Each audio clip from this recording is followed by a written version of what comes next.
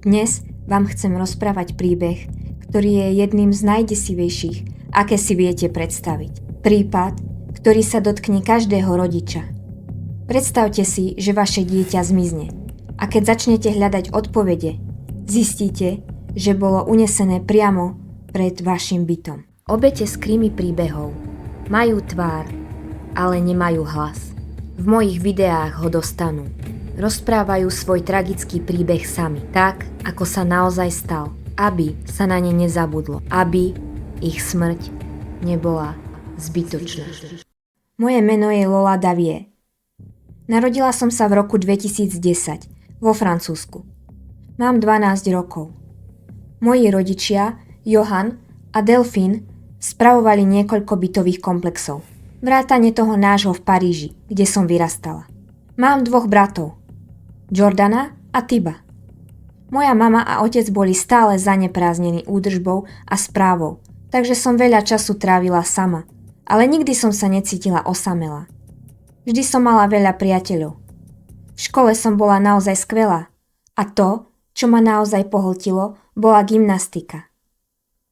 Cítila som, že to je moje, že sa v tom môžem vyjadriť.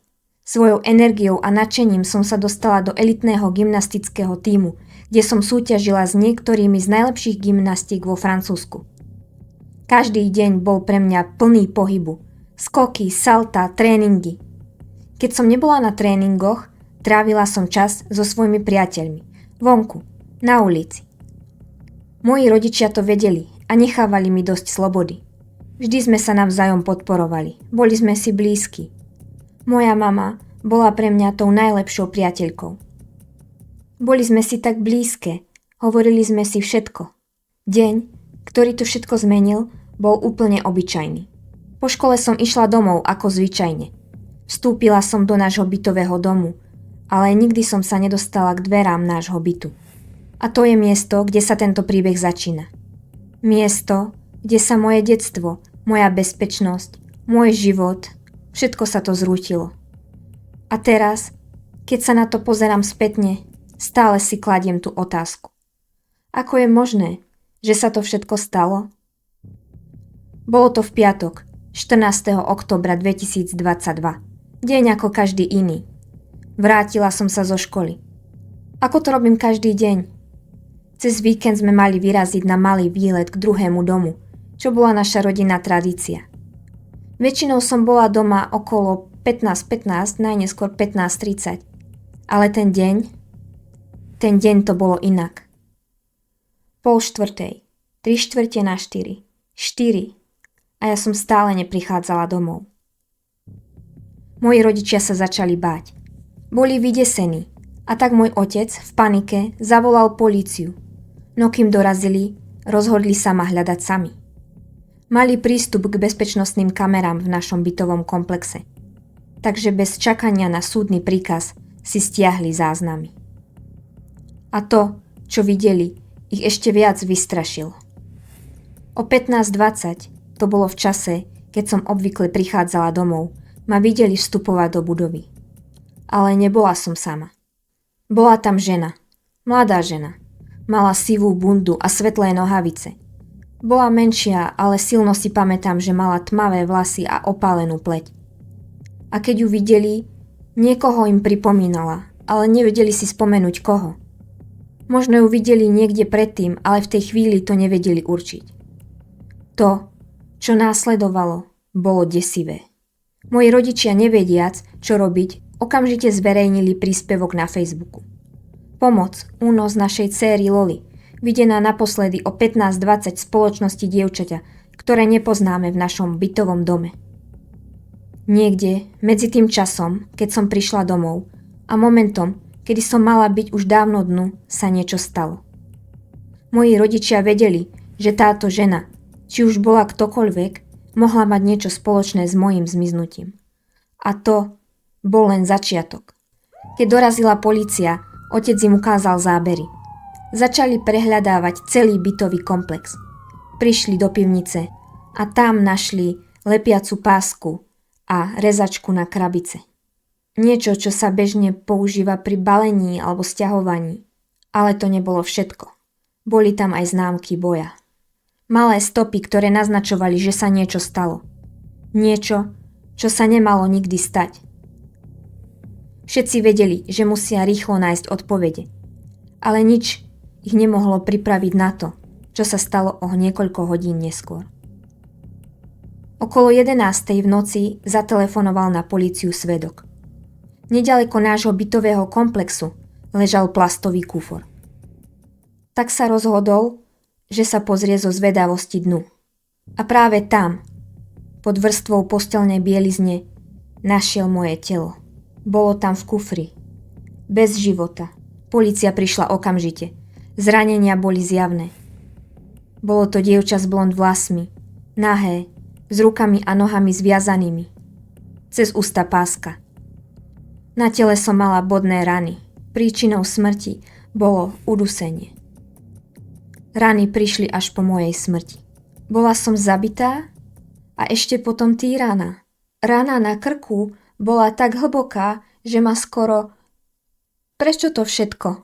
Taktiež podľa lekára som bola znásilnená nejakým predmetom. Prečo ma niekto takto týral?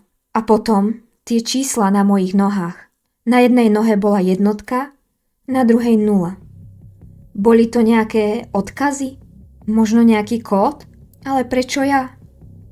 Polícia bola zmetená. Nemohli sa dostať k odpovediam. Ale vedeli jedno. Museli nájsť toho, kto mi ublížil. A tu, v Paríži, je všade množstvo kamier. Rýchlo si začali pozerať zábery. Polícia sa začala čoskoro pýtať na tú ženu.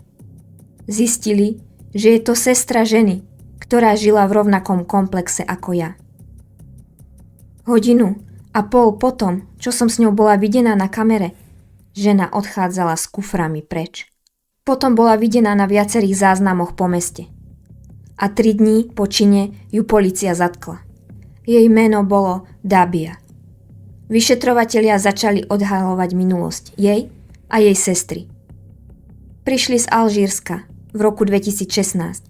Snažili sa začať nový život, ale niečo sa zmenilo. Dabia bola pár mesiacov pred činom zadržaná na francúzskom letisku, pretože jej vypršalo povolenie na pobyt. Do Francúzska prišla aj legálne, ako študentka. Francúzske úrady jej nariadili, aby krajinu opustila do 1 mesiaca. Chcete vedieť, čo sa naozaj stalo potom, čo som vstúpila do domu? Dabia sa objavila pred bytovým komplexom. Povedala mi, že tu tiež býva a prehovorila ma, aby som šla na chvíľu k nej do bytu. Že si môžeme chvíľu posedieť a pokecať. Ale odrazu to prestalo byť normálne. Dabia sa začala správať zvláštne. Stále mi niečo hovorila, presviečala ma. A nakoniec ma požiadala, aby som odišla do sprchy. A keď som vyšla, začalo sa to. Cítila som sa zmetene a neschopná sa brániť, ale postupne sa to zhoršovalo. Začala si so mnou robiť veci, ktoré by nemali byť nikdy súčasťou medzi dospelým a dieťaťom. Prinútila ma, aby som jej urobila orálny sex a keď už bola spokojná, obviazala mi ústa lepiacou páskou. V tej chvíli som sa začala báť, nevedela som, čo bude ďalej. Srdce mi bilo ako o závod a v momente, keď som sa snažila dýchať, tak som zrazu nemohla. Bola som bezmocná. V tej chvíli sa všetko spomalilo. Už som necítila nič, len tmu a ticho. Z toho, čo sa neskôr dozvedeli lekári a detektívy, vyplývalo, že na mojom tele boli známky tlaku v oblasti chrbta, ktoré mohli vzniknúť pri prudkom držaní, zatláčaní alebo pri snahe niekoho zadržať. Mohol to byť dôsledok niekoho, kto držal obeť pri zemi, tlačil na ňu alebo ju zovrel. Proste akékoľvek silné pôsobenie tlaku na chrbticu. Ja to cítim len v obrazoch. Tlaky, nohy, ruky, zrazu som sa nemohla pohnúť.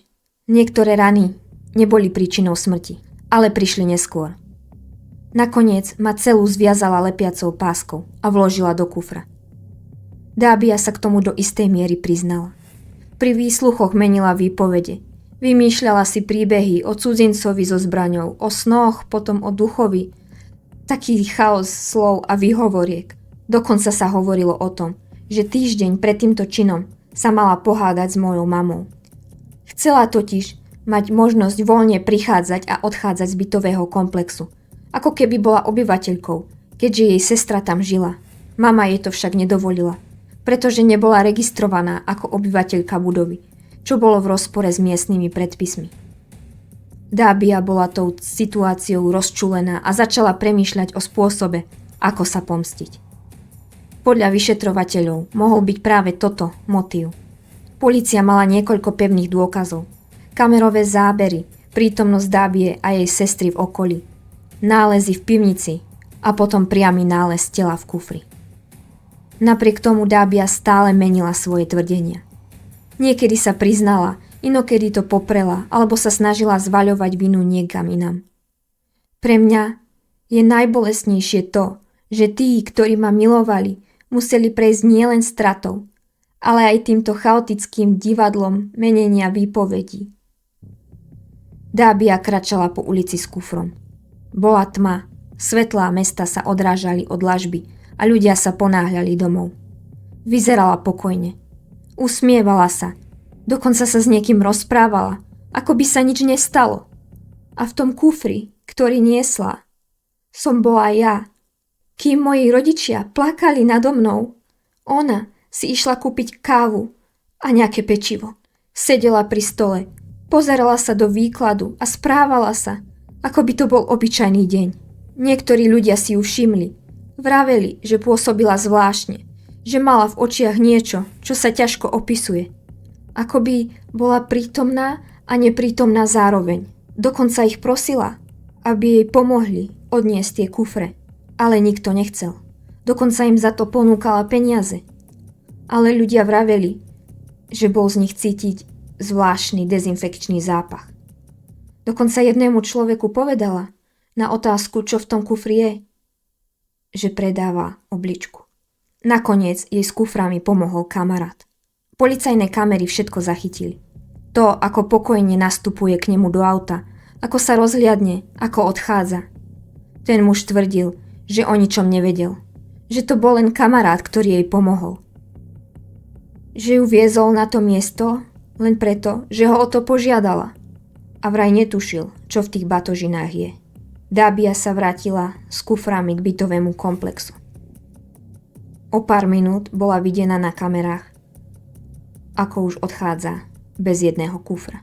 Polícia neskôr vypočúvala všetkých. Toho kamaráta, aj ľudí z ulice. Každý mali len malý kúsok skladačky, ale nikto nevidel celý obraz. Nakoniec zostali traja. Dábia, jej sestra a ten muž. Jej sestra bola deportovaná. Muž obvinený z pomoci pri skrývaní tela. A Dábia, tá čakala na súd. Zatvorili ju na samotku. Možno to bolo kvôli tomu, čo spravila. Možno kvôli tomu, čo sa jej dialo v hlave. Bila sa o stenu, strihala si vlasy. Občas kričala, občas sa smiala a niekedy len sedela a ticho pozerala pred seba. A ja som si predstavovala, že ju tam vidím. V tom prázdnom priestore. Sama, so svojím svedomím. Keď som ju vtedy stretla, bola taká iná. Vyzerala, že to so mnou myslí vážne a ja som bola len dievča, ktoré sa snažilo zapadnúť. Rozprávala mi o svojom živote, o tom, ako tu býva so sestrou, že sa nedávno presťahovali. A hoci som sa necítila úplne bezpečne, mala som pocit, že sa jej dá veriť. Povedala mi, že v byte jej sestry mi ukáže niečo zaujímavé. A ja som na to kývla.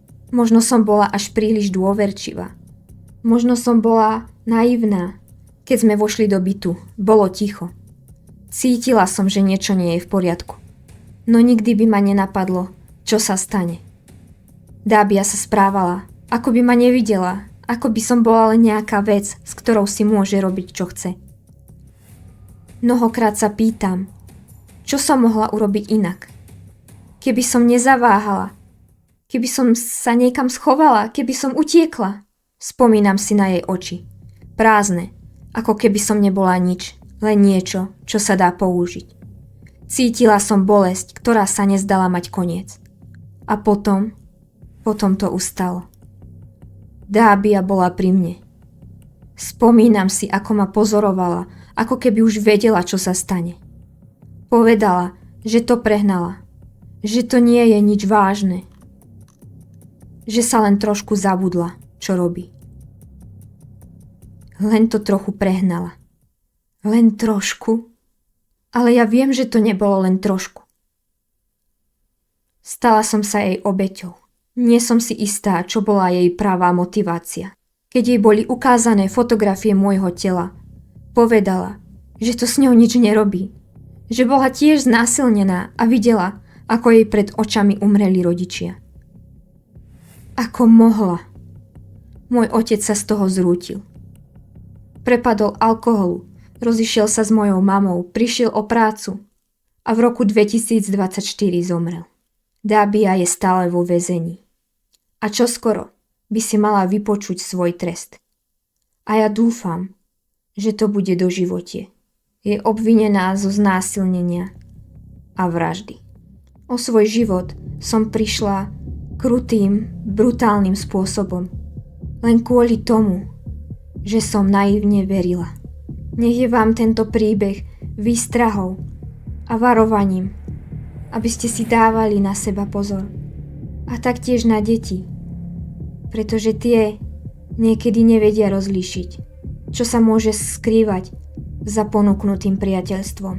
Som Lola Davie a ja ďakujem, že ste si vypočuli môj tragický príbeh.